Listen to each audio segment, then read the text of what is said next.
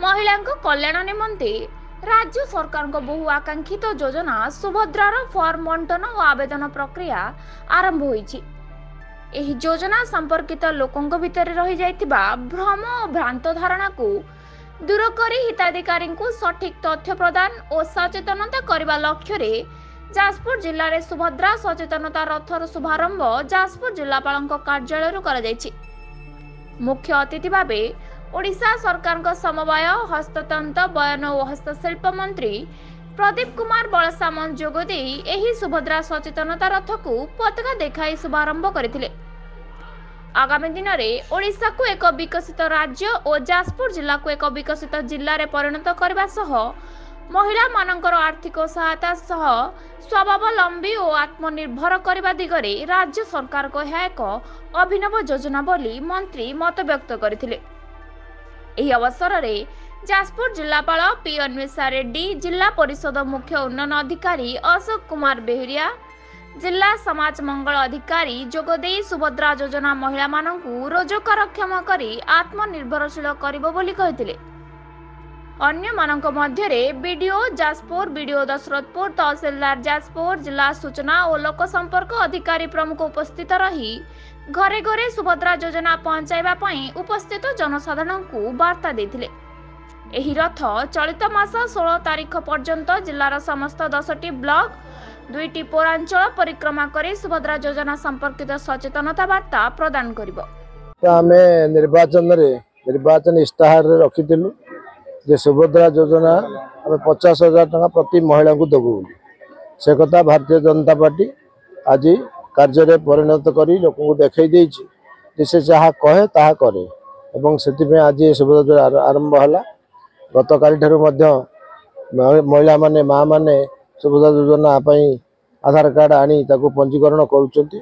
समस्त पाइबे जहा इलेक्शन मैनिफेस्टो अच्छी निर्वाचन इस्ताहार अच्छी ताको निश्चित भाव पाइबे। खाली एटा नुह धान मंडी जो एमएसपी करिथिलु मिनिमम प्राइस टाको 3100 टका ताको मध्य पाइबे और जहाँ जहाँ योजना करा जाय पाइबे। एवं भारतीय जनता पार्टी खाली दिल्ली रे शासन करू नाही, ओडिशार जो दायित्व नेला ये शासन नुह, ये लोकंक सरकार लोकंक पाखक जाई पहुँचबो। ओडिशा को एक विकसित राज्य रे परिणत करिबा हमर लक्ष्य एवं आमे मध्य जो दायित्व रे अछु निर्वाचन मंडली नहीं आम जिला को मध्य आमे केमि विकसित जिला रे परिणत करिबो ये होछ हमर लक्ष्य।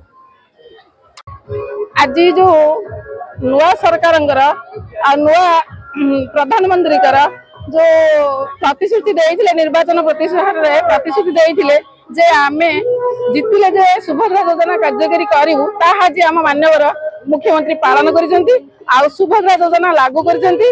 आ एई सुभद्रा योजना रे हमको वर्ष को राखी पूर्णिमा जो महिला दिवस ये 2टा किस्त 5-5 हजार से सुभद्रा मानक भौणी मानक माँ मानक 21 वर्ष ऊर्ध 60 वर्ष कम बेनिफिट पाउथा महिला बा विधवा बा होती अविवाहिता झील समस्ते जाति वर्ण धर्म निर्विशेष समस्ते यही योजना रे अंतर्भुक्त हेबे।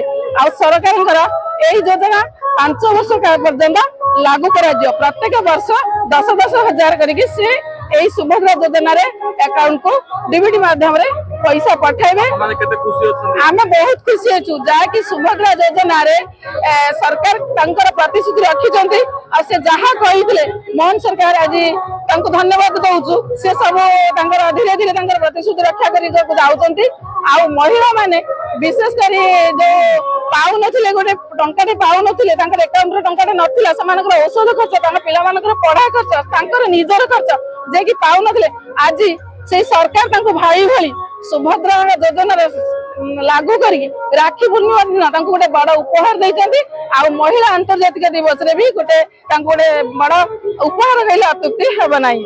तंकर होची बहुत होची तंकर एई जो सफल योजना को आमे समस्ते आंतरिक सहित खुशी अच्छे और स्वागत भी करूँ।